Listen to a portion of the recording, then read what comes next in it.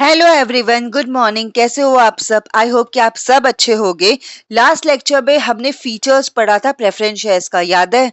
Okay, सो आज हम लोग पढ़ने वाले हैं टाइप्स ऑफ प्रेफरेंस शेयर्स। अच्छा, टाइप्स ऑफ प्रेफरेंस शेयर्स, हम लोग टाइप्स पढ़ रहे हैं। टाइप्स का मतलब क्या होता है? काइंड्स, अलग अलग kinds of preference shares. Preference shares का बेसिक मीनिंग तो आपको पता ही होगा कि प्रेफरेंस शेयर्स है क्या। प्रेफरेंस शेयर्स में डिविडेंड फिक्स होता है, ये आपको पता है। प्रेफरेंस शेयर्स को प्रायोरिटी मिलता है, किस पे प्रायोरिटी मिलता है? At the time of payment of dividend, और दूसरा एट द टाइम ऑफ क्या? At the time of capital repayment. तो यहाँ पे प्रायोरिटी मिलता है, लेकिन किससे प्रायोरिटी मिलता है? तो इक्विटी शेयर से प्रायोरिटी मिलता है, ये तो आपको पता ही होगा, राइट? लेकिन प्रेफरेंस शेयर्स 8 टाइप के होते हैं। कितने टाइप के प्रेफरेंस शेयर्स होते हैं? 8 टाइप के प्रेफरेंस शेयर्स होते हैं। एंड आपने जो टाइप का प्रेफरेंस शेयर्स में इन्वेस्ट किया है, आपको पैसे भी वो हिसाब से मिलेंगे। डन। आई होप कि ये पॉइंट आपका क्लियर है। अगर आप लोगों ने प्रेफरेंस शेयर्स खरीदा और वो आपने क्यूमुलेटिव प्रेफरेंस शेयर्स खरीदा है, क्या खरीदा है? Cumulative preference shares. अच्छा, क्यूमुलेटिव का मतलब क्या होता है? मैं आपको बताऊं क्यूमुलेटिव का मतलब क्या होता है। क्यूमुलेटिव का मतलब ऐड ऑन करते रहना। क्यूमुलेटिव का मतलब एक्यूमुलेट करते रहना। क्यूमुलेटिव का मतलब कलेक्ट करते रहना। डन।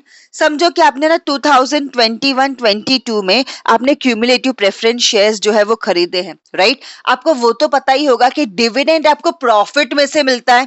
यहाँ पे तो कोई डाउट नहीं है ना, डिविडेंड आपको प्रॉफिट में से मिलता है। समझो कि 21-22 में आपको है ना प्रॉफिट हुआ ही नहीं है।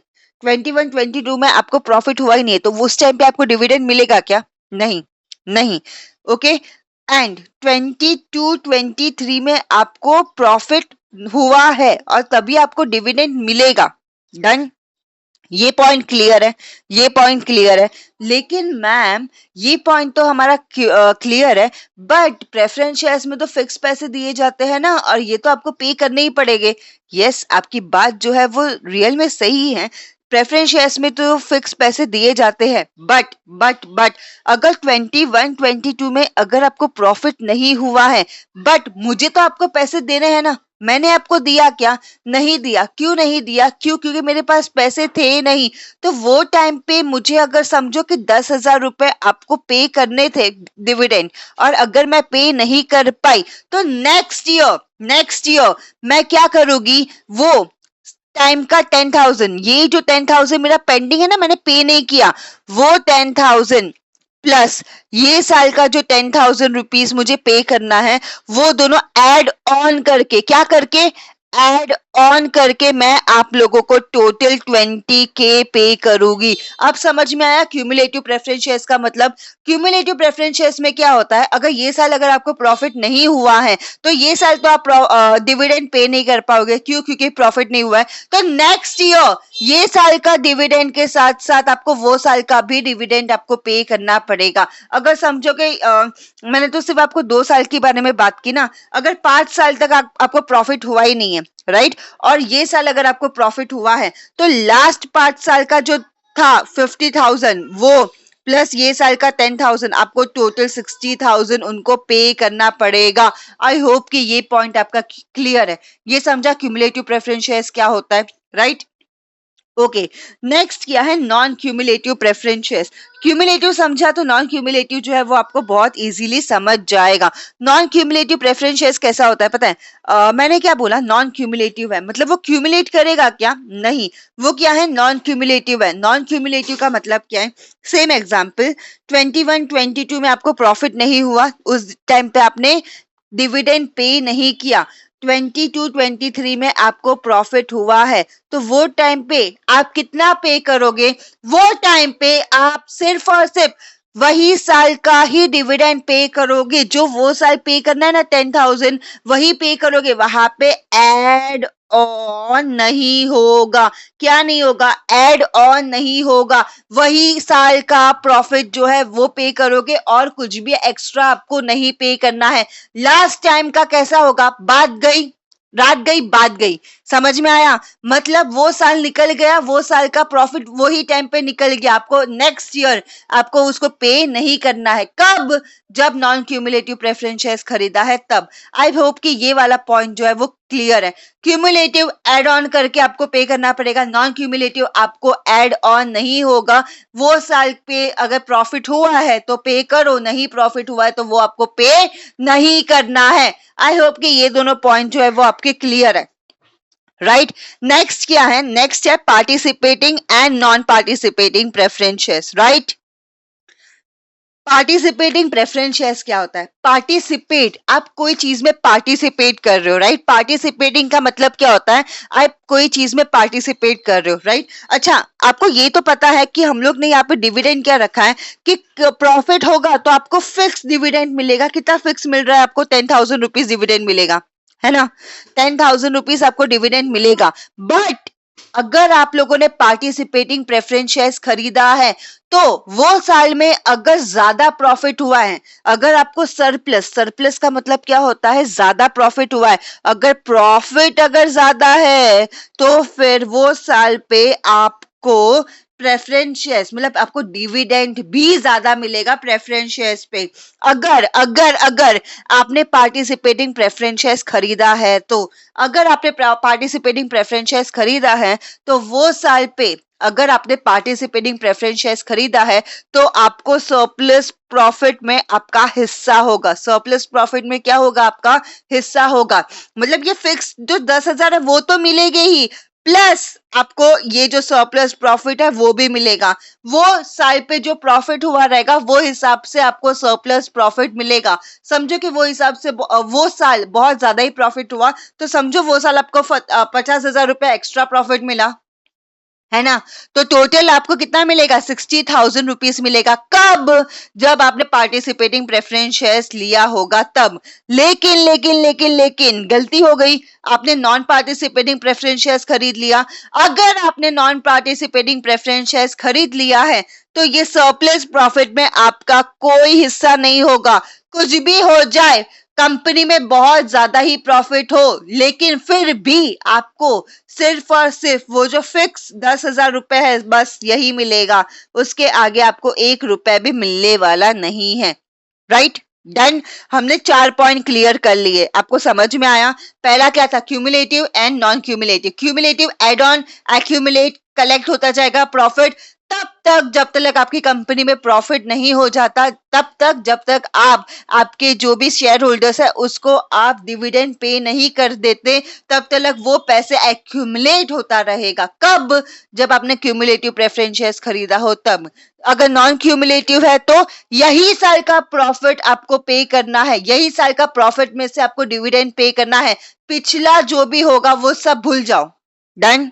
पार्टिसिपेटिंग है, अगर पार्टिसिपेटिंग है तो क्या होगा? पार्टिसिपेटिंग है तो सरप्लस प्रॉफिट में आपका हिस्सा होगा। अगर नॉन पार्टिसिपेटिंग है तो सरप्लस प्रॉफिट में आपका बिल्कुल भी कोई हिस्सा नहीं होगा। आई होप कि ये पॉइंट्स जो है वो आपके क्लियर हो रहे हैं। राइट, अब नेक्स्ट क्या है? नेक्स्ट है convertible and non convertible preferential. Convertible, देखो यहाँ पे वर्ड दिया है कन्वर्ट करना। क्या करना? कन्वर्ट करना। मतलब आपने लिया प्रेफरेंस शेयर्स, आपने क्या लिया? Preference shares. आप प्रेफरेंस शेयर्स को कन्वर्ट करके कहाँ पे डाल सकते हो? इक्विटी शेयर्स में आप लोग क्या कर सकते हो? उसको डाल सकते हो, कन्वर्ट कर सकते हो। कन्वर्ट का मतलब क्या होता है? आप प्रेफरेंस शेयर्स को इक्विटी में कन्वर्ट करके अब आप इक्विटी शेयर होल्डर बन सकते हो। समझ में आया? समझ में आया ये पॉइंट? ओके। ये कब हो सकता है? ये तभी हो सकता है जब आपने कन्वर्टिबल प्रेफरेंस शेयर्स खरीदा हो। कब होगा ये? जब आपने कन्वर्टिबल प्रेफरेंस शेयर्स खरीदा हो। तुरंत ही हो जाएगा? नहीं, आफ्टर सम टाइम। अगर आप अगर आप प्रेफरेंस शेयर्स वाले हो, राइट, आफ्टर सम टाइम अगर आपको फील हो कि नहीं नहीं नहीं, प्रेफरेंस शेयर्स में मजा नहीं है, मुझे इक्विटी में कन्वर्ट होना है, तो आप क्या कर सकते हो? आप कन्वर्ट हो सकते हो। प्रेफरेंस शेयर होल्डर से आप क्या बन सकते हो? इक्विटी शेयर होल्डर बन सकते हो। Done. Next is non convertible preference shares. Non convertible का मतलब क्या है? यहाँ पे आपके पास ऑप्शन ही नहीं है। यहाँ पर आप प्रेफरेंस शेयर होल्डर थे, हो और हमेशा रहोगे। आपके पास यहाँ पर बिल्कुल भी ऑप्शन नहीं होगा कि आप खुद को क्या बना पाओ, आप खुद को इक्विटी शेयर होल्डर बना पाओ, इसका ऑप्शन ही नहीं होगा। आप क्या थे? प्रेफरेंस शेयर होल्डर थे, हो और हमेशा रहोगे। आई होप कि ये वाला पॉइंट भी जो है वो आपका क्लियर है। नाउ लास्ट दो पॉइंट है, वो क्या है? Redeemable and irredeemable preference shares. So redeemable, देखो रिडीम का मतलब क्या होता है? रीपेएबल। रिडीम का मतलब क्या होता है? रीपेएबल। मतलब यहाँ पे आप क्या कर रहे हो? जो पैसे आपको जो शेयर होल्डर्स ने दिए थे ना, वो आप किसको दे रहे हो? शेयर होल्डर को रिटेन कर रहे हो। किसको दे रहे हो? शेयर होल्डर को क्या कर रहे हो?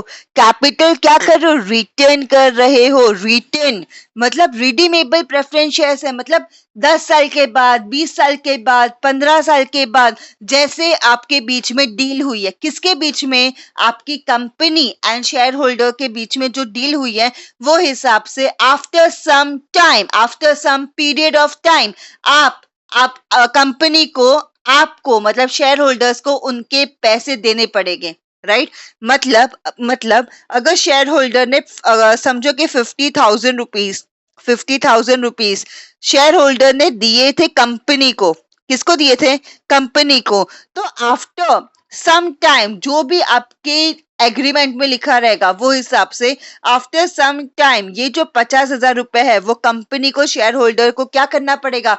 वापिस से रिटेन करना होगा। ओके। नाउ लास्ट पॉइंट क्या है? Irredeemable preference shares. इरिडीमेबल का मतलब क्या होता है? कभी भी रीपे नहीं करना।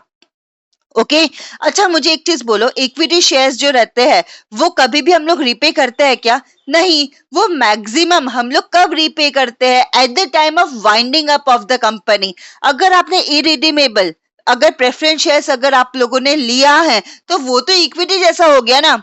इसीलिए कंपनी एक्ट 2013 के सेक्शन 55 सब सेक्शन 1 में लिखा गया है। क्या लिखा गया है?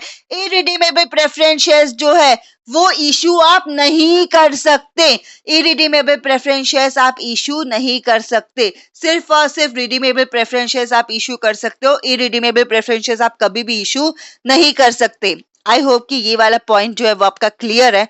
विद दिस ये जो आपका प्रेफरेंस शेयर्स वाला पॉइंट है ना, वो खत्म हो गया। टाइप्स ऑफ प्रेफरेंस शेयर्स खत्म हो गया। अगर आपको कोई भी डाउट हो तो आप कमेंट करो। यस, आप मुझे पूछो, है ना। And if you like my lecture then please subscribe and like it, right? और मुझे एक चीज बताना है, this is one of the important answer. बहुत बार 8 मार्क के लिए ये आंसर पूछ चुके हैं, इसलिए मैंने आपको शॉर्ट फॉर्म में बताया। डन। जिससे आपको थोड़ी बहुत पॉइंट्स आप याद रख पाओ और आप उसे एग्जाम में लिख पाओ। Thank you.